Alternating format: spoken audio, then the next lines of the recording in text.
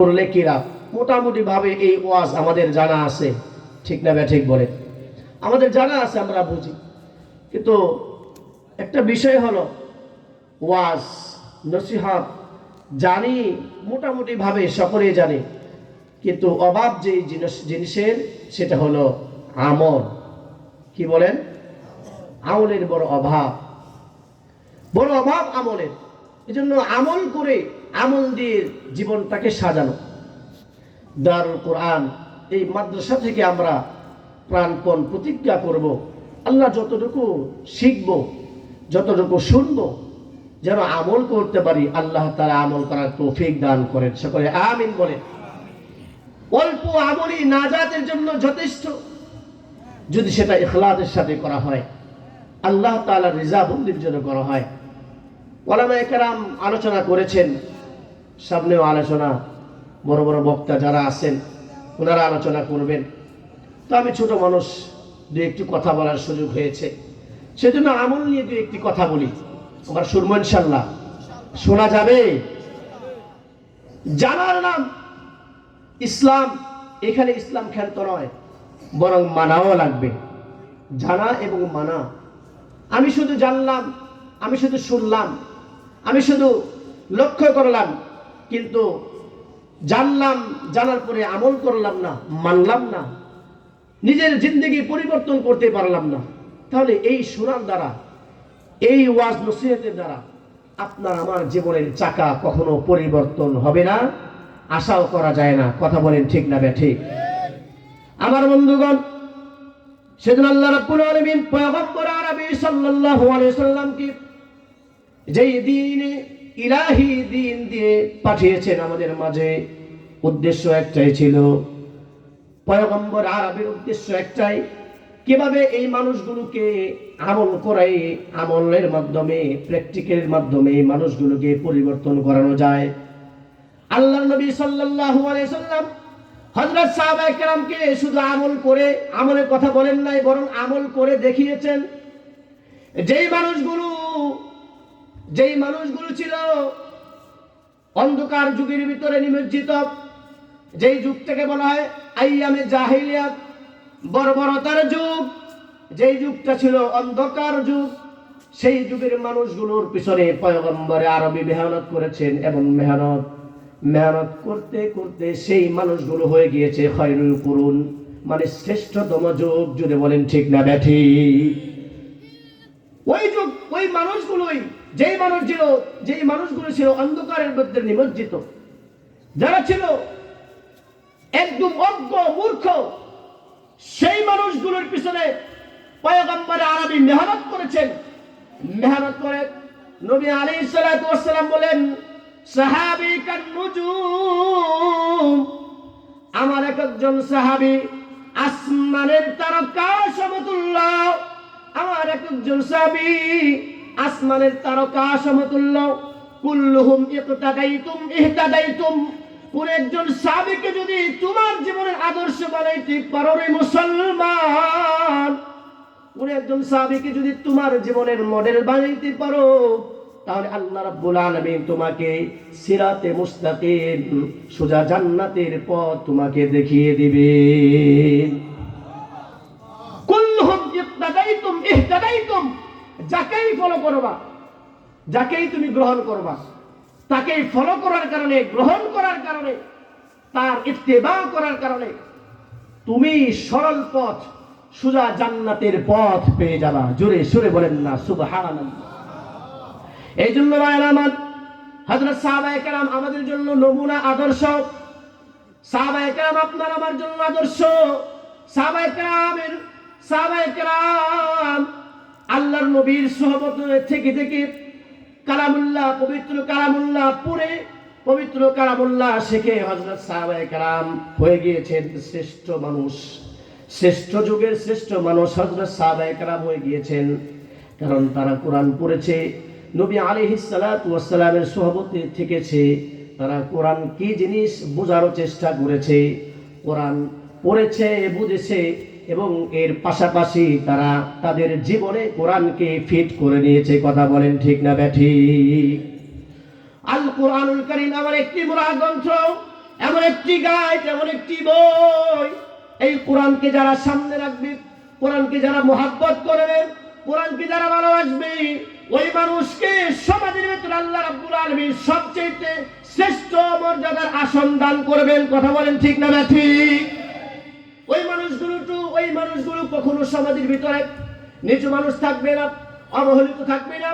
সমাজের গরিব হোক, রাজা হোক, প্রজা হোক, যে মানুষটা কোরআন পড়েছে ওই মানুষটাকে তারা সম্মান করবে, ইজ্জত করবে। কারণ কোরআন যারা পড়ে, যারা পড়ায়, এরা কখনো ঠকে না, এরা কখনো অবহেলিত মানুষ হতে পারে না। আমার আল্লাহ কোরআনের কারণে হযরত সাহাবায়ে কেরামদেরকে যেমন দামকে বাড়িয়ে দিয়েছেন, হযরত সাহাবায়ে কেরামের মাকামকে যেমন বাড়িয়ে দিয়েছেন যে মুসলমান, ঠিক আজ পর্যন্ত কিয়ামত পর্যন্ত আল্লাহর কোন বান্দা, আল্লাহর কোন বান্দি যখন কোরআনুল কারীম তেলাওয়াত করবে, কোরআনকে বুঝবে, কোরআনকে মানবে, নিজের জিন্দেগিতে কোরআনকে ফিট করবে, নিজের সাথে ম্যাচিং করে নেবে, আল্লাহ রাব্বুল আলামিন ও সাহাবায়ে কেরামদের মতো ওই আল্লাহর সেই বান্দা, সেই বান্দির মর্যাদাকে আল্লাহ তাআলা বাড়িয়ে দিবেন। কথা বলেন ঠিক না ঠিক? কোনো সন্দেহ আছে? আল্লাহ রাব্বুল আলামিন পয়গম্বর আরবি সাল্লাল্লাহু আলাইহি সাল্লামকে উপাধি দিলেন খায়রুল বাশার। ঠিক কিনা বলেন? আল্লাহর নবীর উপাধি হলো খায়রুল বাশার। সাহাবায়ে কেরাম হয়ে গেলেন খায়রুল কুরুন, সাহাবায়ে কেরাম হয়ে গেলেন খায়রুল কুরুন। আমাদেরকে আল্লাহ রাব্বুল আলামিন বললেন কুনতুম খায়রা উম্মাত, আমি আপনি আমরা হয়ে গেলাম খায়রা উম্মাত। আল্লাহ রাব্বুল আলামিনের পয়গম্বর বলেন যারা কোরআন পড়াবে তারা হয়ে গেল খায়রুকুম মান তাআল্লামাল কুরআনা ওয়া আল্লামা। তার মানে বোঝা যায় কোরআন যেখানে থাকবে, কোরআন যার সাথে লাগবে তার সাথে খায়র শব্দটা যোগ হয়ে যায়। কথা বলেন ঠিক না ঠিক? আমরা তো সেই রাসূলের আদর্শ উম্মত, যেই রাসূল আমাদের জন্য কোরআনকে রেখে গিয়েছেন, যেই রাসূল আমাদের জন্য আদর্শবান সাহাবায়ে কেরামকে আমাদের জন্য মডেল হিসাবে রেখে গিয়েছেন, যেই রাসূল আপনার আমার জন্য উত্তম আদর্শ, উত্তম নমুনা এবং উত্তম হেদায়েত আমার আপনার জন্য রেখে গিয়েছেন, আমরা তো সেই নবীর উম্মত, সেই জন্য আমার আপনার কাছে, আপনাদের কাছে অনুরোধ ভাই, জীবনে যা কিছু করেছি সামনে থেকে আমরা এখন থেকে প্রতিজ্ঞা করব, সামনে থেকে আর কোনো কাজে অবহেলা করা যাবে না। যা শুনবো, যতটুকু শুনবো আমল করব। কথা বলেন ঠিক কিনা? যা শুনবো, যতটুকু শুনবো ততটুকুই আমল করব। রাজি আছি ইনশাআল্লাহ? এটা ব্যতিক্রম নয়। অল্প শুনলাম তবে আমল করব। অনেক বেশি গাদি কথা শুনছি, বহু ওয়াজ মাহফিল শুনি, কিন্তু আমলের বেলায় ঠন এমন ওয়াজ নসিহতের দরকার নাই। এটা কোনো লাভজনক ওয়াজ নয়। এই জন্য হাদিসে আসছে আখলিস দীনাকা ইয়াকফিকাল আমালুল কলিল। অল্প আমল, তোমার নিয়ত কি, তোমার আমল কে, তোমার নিয়ত, তোমার আমল এগুলো যদি অল্প হয়, তুমি যদি বিশুদ্ধভাবে করতে পারো, তাহলে সেটাই তোমার পরকালে নাজাতে যাওয়ার জন্য যথেষ্ট হয়ে যাবে।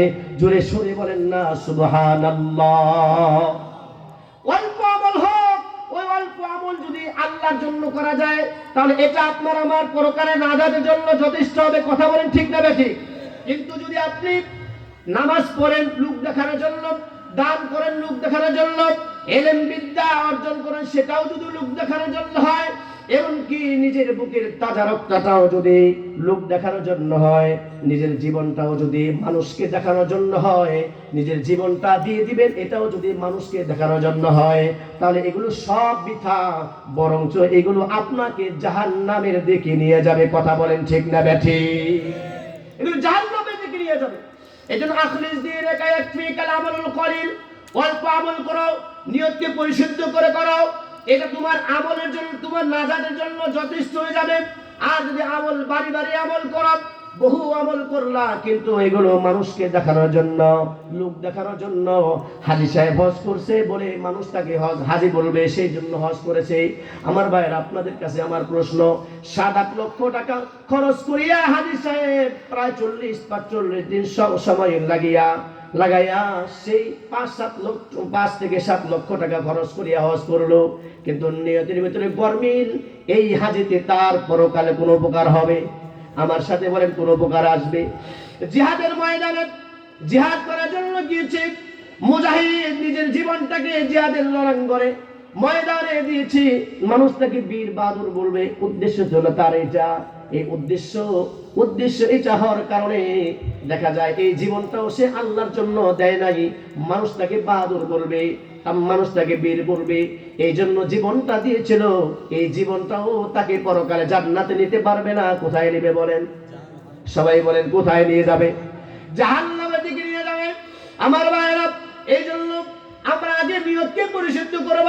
হযরত সাহাবায়ে কেরাম রিদওয়ানুল্লাহি আলাইহিম আজমাইন নিয়তকে পরিশুদ্ধ করেছেন। নিজের আমলকে দুরস্ত তারা করেছেন, নিজের আমলটাকে দুরস্ত করেছেন। তারা সঠিক পথে সিরাতে মুস্তাকিমের পথে তারা চলেছেন। লোক দেখানোর জন্য কোনো কাজ করেন নাই। তারা জিহাদের ময়দানে কাজ করেছেন। জিহাদের ময়দানে নিজের বুকের তাজা রক্তটা দিয়েছেন, সেটাও আল্লাহর জন্য দিয়েছেন। কথা বলেন ঠিক না ব্যাঠিক? আজকে দেখা যায় আমরা প্রত্যেকটা কাজের ভিতরে উদ্দেশ্য শুধু মানুষকে দেখানোর জন্য, মারহাবা পাওয়ার জন্য, দুনিয়ার পদ পদবি নেওয়ার জন্য। ইউটিউব ফেসবুকে ঢুকলে দেখা যায় কিছু কাজ, যদি দুনিয়ার কোনো কাজ, মনে করেন শীতের সময় আসছে, কম্বল বিতরণ জায়গায় জায়গায় শুরু হয়েছে। কথা বলে ঠিক না ঠিক? এটা দেখা যায় ফেসবুকে এমন ভাবে ভাইরাল করা হয়, একটা কম্বলকে 7-8 জনে একসাথে ধরে এবং বলে এটা ছবি নাও, বিভিন্ন দিক দিয়ে ছবি নেওয়া হয়, পোস্ট করা হয়, বিভিন্ন কিছু লেখা হয়, শুধু নিজেকে ফেমাস করার জন্য, ভাইরাল করার জন্য। এমন কম্বল দেওয়ানো হলে আসে না নাই? অভাব নাই। তারা শুধু মানুষকে দেখানোর জন্য এই কাজগুলো করে। এই মানুষগুলো হতভাগা, কপাল পোড়া। আপনি মসজিদ মাদ্রাসায় দান করবেন, এখানে যদি আল্লাহর জন্য না হয় তাহলে এগুলো কোনো দাম নাই, আল্লাহর কাছে কোনো দাম নাই। এই জন্য ভাইরা আমার একটু খেয়াল করতে হবে। যতক্ষণ থাকবো, যত কোনো কথাগুলো শুনবো, যতগুলো কথা শুনবো, নিজে নিয়তকে পরিশুদ্ধ করে শুনবো এবং যা শুনবো তা আমল করার চেষ্টা করবো। রাজি আছি ইনশাআল্লাহ?